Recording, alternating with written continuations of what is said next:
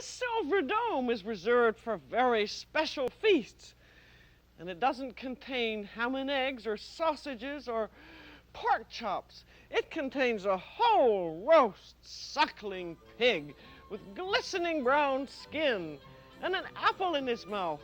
We're doing roast suckling pig next time on The French Chef.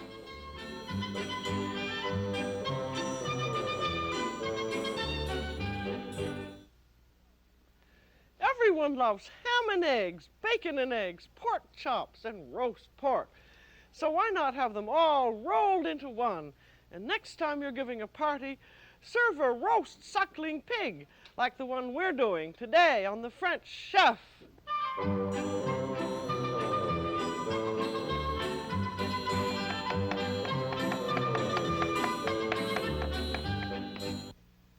The French Chef is made possible by a grant from the Polaroid Corporation and a grant from Hills Brothers Coffee Incorporated.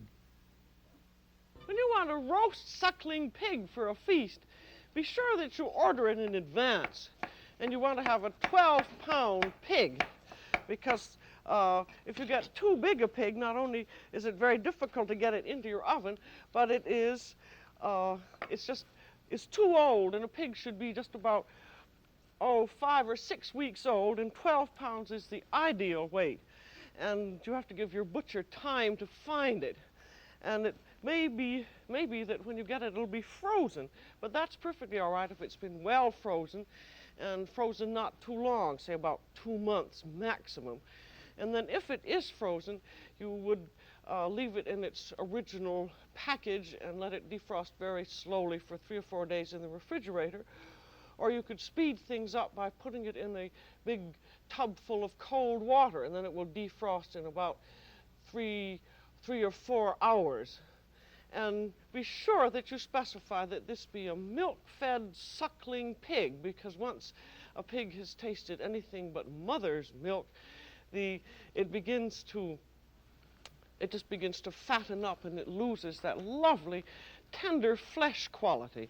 And a 12-pound pig will serve 8 to 10 people. You can go up to 14 pounds, but I would say that is the maximum, and try for 12 if you can. And then when you get the pig home, you ought to look it all over carefully and shave off any hair that might not have been cleaned off by the person who fixed the pig for you. And then take out what's called the pluck, or the liver and lights. And this is the pig's liver, which is perfectly delicious. It's just as good as calf's liver. And you have the heart, and you have these little tender kidneys, which are delicious. And these are the lungs, which are the lights. And these you can chop up and saute and add to your stuffing, or you can save them and make a French pâté out of them. And then I always think it's a very good idea to soak the pig in a big tub full of cold water for 2 or 3 hours. And for each gallon of water, add a 1/4 cup of vinegar and 2 tablespoons of salt. And this just seems to freshen up the pig, and then also it softens up in the ears, which you should clean out, and the nostrils and the feet, and you should also brush its teeth. And then you drain it and dry it thoroughly, and you're ready to go. And you can use, if you want to stuff the pig, you can use any standard stuffing for turkey and goose, or you could use a rice and sausage, or sausage and chestnut stuffing. And I frankly, for a pig, prefer to stuff the pig, make the stuffing separately, and just put a flavoring in the pig. Because I think you'll see when we finally carve the roast pig, that it's much easier to have the stuffing separately and just a flavoring in the pig. And so for the flavoring, you want to put some salt in, and I'm using this coarse kosher salt. And for this 12-pound pig, I'm putting in about a good teaspoonful, and then about half a teaspoon or so of thyme and sage, and you want to lift it up and put that right in. And here's some sage that goes in, another half teaspoon. And then I like to put in some peppercorns, about 6 or 8 of them, and just strew them in. and 3 or 4 allspice berries. This just gives a good flavoring to it. And then you want to have some vegetables in, and use 2 cups each of diced celery and carrots, and then cook them in butter for about 10 to 15 minutes until they're soft. And this is important because if the vegetables are cooked, they'll give off their flavor, and if they're raw, you'll get very little flavor in. And the vegetables should be cool when they go into the pig.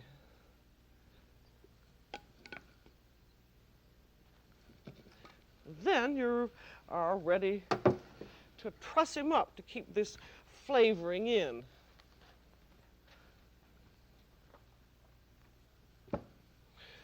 The proportions of the diced vegetables aren't too important. I use about 2 cups of each raw, and that makes about 1.5 cups cooked. And then you can, if you have a big trussing needle, you can just sew up the vent, or you can use 2-inch finishing nails and then lace it up with string. Now, I want to talk about stuffing because you can run into a great deal of danger with the stuffing if you stuff either a pig or a turkey ahead of time, especially if you use breadcrumb stuffing, because the breadcrumbs can become moldy awfully quickly, and they can mold inside the pig, and then the pig begins to spoil. So if you are using a regular stuffing and you want to make that ahead, refrigerate it separately in a bowl, and then bring it up to room temperature just before you're going to roast. And be sure that you don't stuff your pig if you're using a regular stuffing until just before you're going to roast it, because you can just run into terrible trouble. And that's one reason I like this just plain vegetable flavoring, because you can do the stuffing and trussing ahead of time. Now I'm taking some string and lacing this on.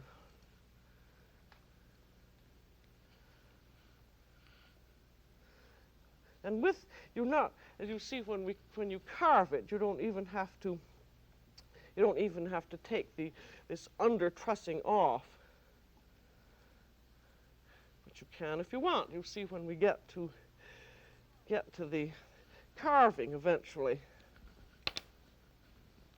Now there's a hole up here by the head, and that you don't need to do anything about. And be sure also, because you're going to want to roast the pig sitting up, be sure that you bend the legs up. And be sure also, because you're going to brace the mouth open, that you pull that open well so that it's going to stay open so that you can put an apple in at the end. Now ideally the pig should be roasted in a crouching position. You see how the legs are, and the front legs are up. But this depends entirely on how big an oven you have and how big a pan that you have. You can, if the pig won't quite fit into your oven, you can turn his feet this way, and if you have to, you can sort of sit him on his side and curve it around. The main thing is when he's roasted, you want to have him sitting up so that he looks well. And here is the pan that the pig is going into. And it should also go into you should also have a rack in the bottom of the pan, so that, because you want the pig to be up a little bit so that all the bottom of the skin will crisp. And this is called a turkey sling, and this is very useful because you can lift the pig up after it's roasted. I'll just lay that in the pan, and then in goes Mr. Pig. And this pig is about 12 pounds, is about 20 inches in its full crouch, so it doesn't quite fit into my pan. So I'm going to have to put him with his legs straight out. And then you want to be sure that the legs are going to stay in place, because they'll sometimes spring out while it's roasting. So I take a skewer and just go through the top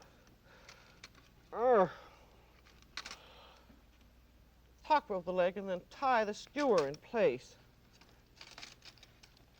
and I'm putting the skewer underneath, and then it goes through the back leg on the other side. And then take some string, because it's going to, because the string is going to tie the skewer in place. I have a feeling that I said I put carrots in the pig. You could put carrots in. Actually, I put in onions and celery, which I think is the traditional thing. I find I'm always saying the wrong thing because I'm trying to talk too much. Now I've got my string around that skewer, and then I'm tying it on the other side, which you probably can't see, but that will just keep the legs in place. And I think the front legs are all right the way they are, but just to be safe, you might skewer and tie them. And then you want to oil the pig. Now you notice that it has these purple inspection marks on, but they will all disappear they'll be covered up when the skin browns. And be sure that you oil it well and get the ears all done, and down in the snout and underneath. And Mr. Escoffier says that you always use oil because that makes the skin more crisp, and who am I to argue with Escoffier? Now this part you could have done way ahead of time. I mean, not way ahead of time. You can do this a day ahead of time, and then cover the pig with plastic wrap or foil, and put it in the refrigerator. And that's, again, the nice thing about having just celery and onions and flavoring inside, because nothing can happen to it. You just cover him up with plastic wrap and put him in the refrigerator. But then before you roast the pig, you want to be sure to bring it up to room temperature. That would be for about 2 hours, so that you can really time the roasting. And now we have some more foil wrapping, and you want to keep the mouth open so that you can put an apple in. So I just use a ball of aluminum foil, and then just stick that in the mouth, and that keeps the mouth open while the pig is roasting. And you can use a block of wood or a doorknob, anything that you can get in. But don't use a potato, because if you use a potato, by the time the pig is roasted, the potato is baked and soft. Then you want to protect the ears. So again, get a piece of aluminum foil and make a little ear tent. Because if you don't protect the ears during the early part of the roasting, they burn, and you want them to be beautiful. And you'll notice during the roasting that the ears will swell up, which is rather pretty. There's our other ear tent. And then just to keep the juices from dripping into the bottom of the oven, I think it's a good idea to put some more foil around the sides of the pan.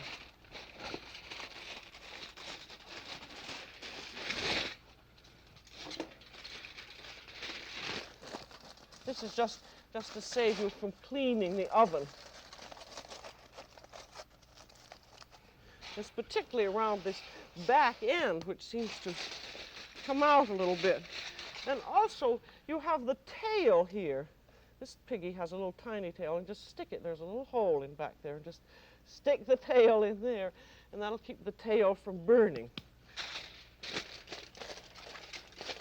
As you can see, a pig is really just designed for roasting, because it works out just perfectly. There, now that is all ready, except you want to put a thermometer in. This is a big professional meat roasting thermometer that's supposed to be infinitely accurate. And I'm putting it into the side so that it's going to reach down right into the thickest part of the hip. And I think the thermometer is very important for roasting, because you can't miss on it, particularly if you have a good one. Now, ready to roast.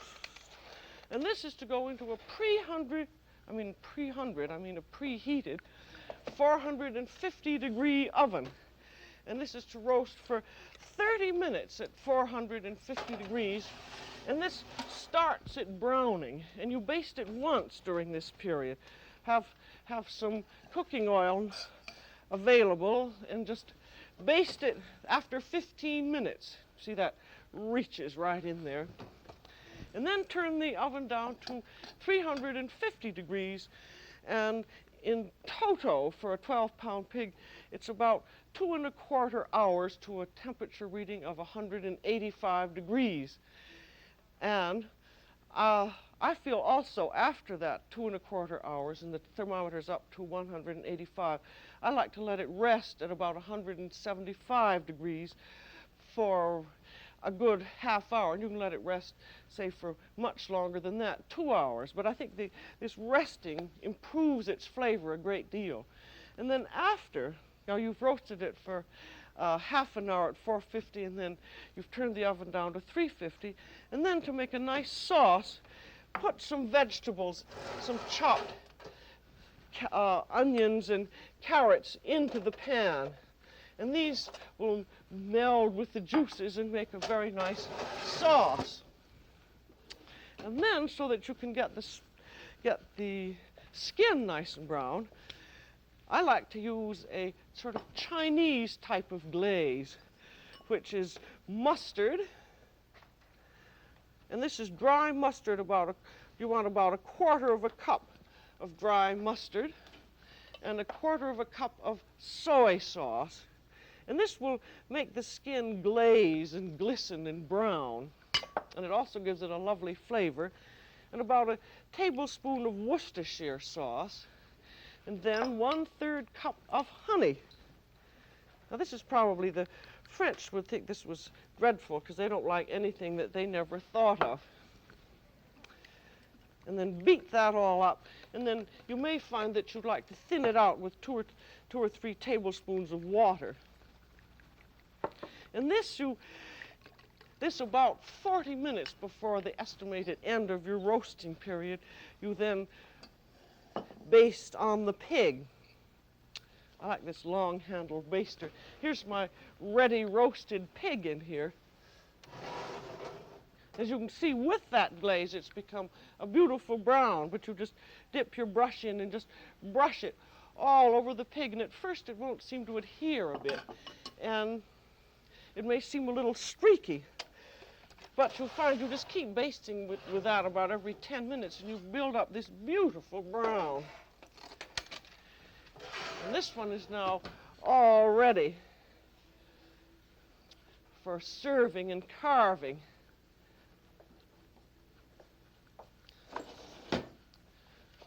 Oh.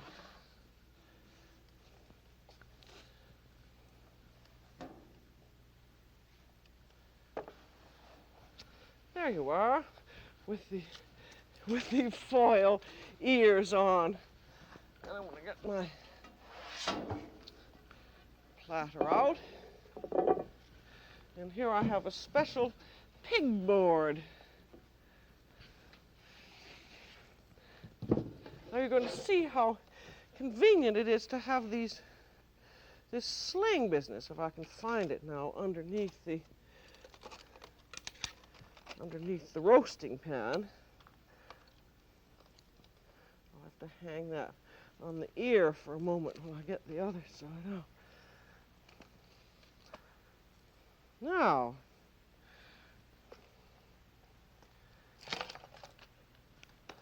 see, that's, oh, and you'll see these lovely juices in here, and these are going to turn into the sauce. So I'm just going to put these over onto the stove, and you would degrease them. I'm not going to do all this, I'm just going to show you how. And then pour in some beef bouillon, about a cup or so, and then you stir this all up with a wooden spoon and let this simmer for about, well, while you're carving the pig. And you can put in a little wine or white vermouth if you'd like, and then after you've simmered it and squashed down all the vegetables, you just strain it into your sauce bowl, and this makes a very nice sauce. Now we shall get back to this pig. get him off. There's the thermometer. There's the foil. Now, not too hot, I think I'll just lift him off with my hands. See, this has been at about 140.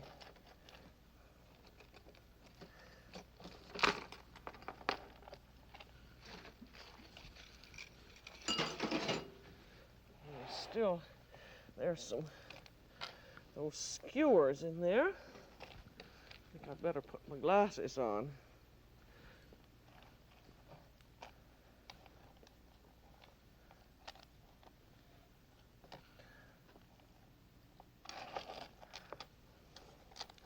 It was somewhat of a problem getting all of these trussing things off. There.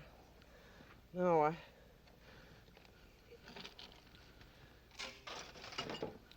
have to get the strings off the feet there. You see that sits up very nicely. And if it doesn't sit up, you can always prop it up with something. I'm going to wipe off my board. And then you want to be sure always to have a presentation of the pig.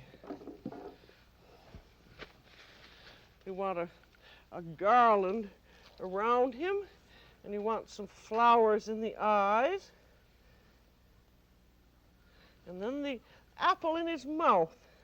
And then you'd decorate, you'd put leaves around your platter, and be sure that you present him to the assembled public so that they can get a good look at him, and then you can carve him either in the kitchen, at the table or in the kitchen.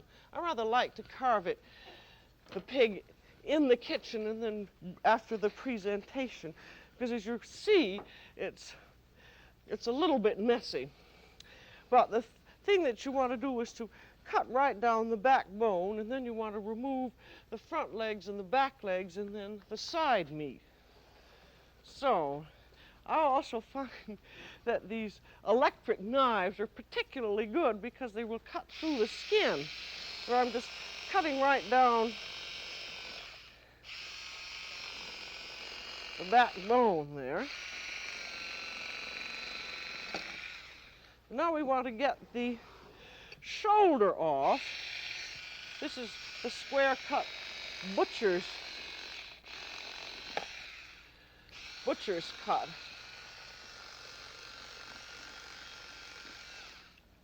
And that gets the shoulder blade off too. I use a combination big knife and electric knife. And then that just pulls off.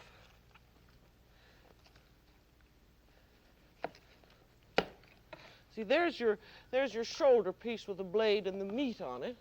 And it has that nice brown skin. And then you have your back leg. I still find this electric knife is the best. Cut right down through it. Certainly sounds like a dentist, doesn't it? You can always tell that the pig is done because the meat separates from the bones. The bones will separate. What did I do with my glasses? There they are. I can't see where I am down in here. This is really just like carving a chicken, because the legs attach on to the carcass by a ball joint, just the way the chicken does. And then here's your side meat. I'll take the skin off first.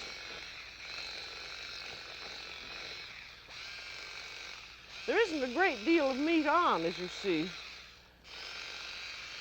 This is where the chops would be.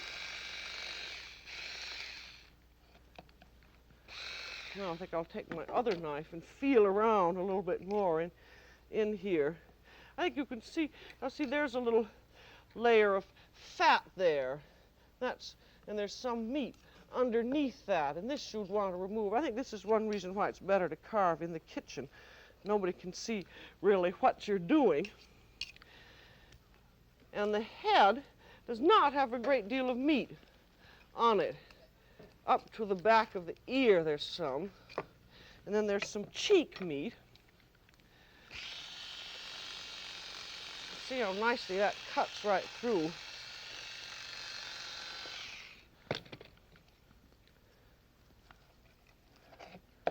You see there's the meat that was off the cheek, which is very nice. Now I have heard of people saying carve it into chops and things, but you try and do it.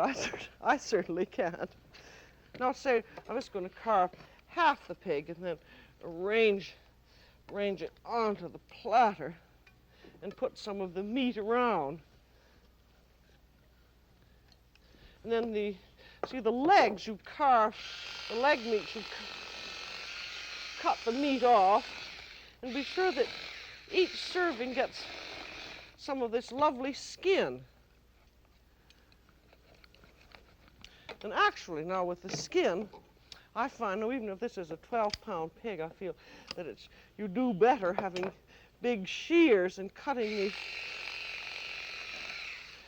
pieces of the skin. I'm sure if one were a maître d'hôtel and had carved 25 pigs, that one could very nicely do it in public.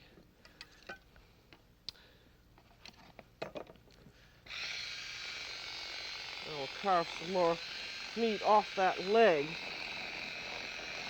This is the suckling pig meat. It's absolutely delicious. It doesn't taste quite like pork, and it just tastes like suckling pig. It's very, very tender. And be sure that you don't overcook it. I think you'll find I've done about 4 or 5 pigs now. I think you'll find that 2 hours and a quarter for a 12-pound pig, using that 450 for half an hour, 350 for the rest of the time, and then a rest of half an hour. I think you'll find that this will give you a perfectly cooked pig, because it's a shame to cook the meat so much that it all gets dry, because it should be beautifully juicy. Now, as I always say, if 1 pig's good, 2 pigs are better. So I want you to see the pig that we have in the dining room, which is our decorated pig. And besides, I want you to remember how beautiful it looks when it's on its platter. That lovely brown, glittering skin, and that is just that non-French Chinese honey and soy sauce glaze. And look at the apple in his mouth and the eyes. And I just think it's a magnificent looking thing to have. And to serve with suckling pig, if you've made your stuffing separately, you can serve that as instead of a starchy vegetable, and then any of the usual vegetables you would serve for turkey or goose, such as Brussels sprouts or braised endive. And with it, I would serve a light red Bordeaux wine, such as a Médoc. Now, you know, there's something just terribly exciting about seeing a whole suckling pig, and people are just so thrilled when they see it on the table. And I think it's great fun to make, and especially when you know what the marvelous end result is going to be. And as someone said, I don't know who it was, what an elaborate way to serve an apple. Well, that's all for today on The French Chef. This is Julia Child. Bon appétit. The French Chef has been made possible by a grant from Hills Brothers Coffee Incorporated and a grant from the Polaroid Corporation.